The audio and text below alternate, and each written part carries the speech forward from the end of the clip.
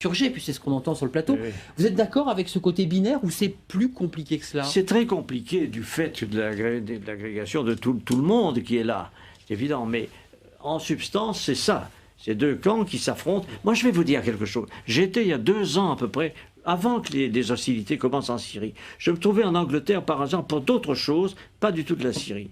J'ai rencontré des responsables anglais.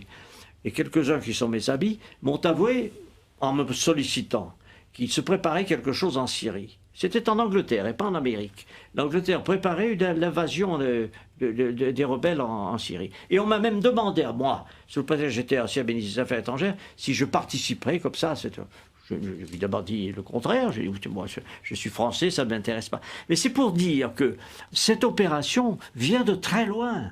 Elle a été préparée, conçue, organisée. Dans quel but Excusez-moi, dans quel but?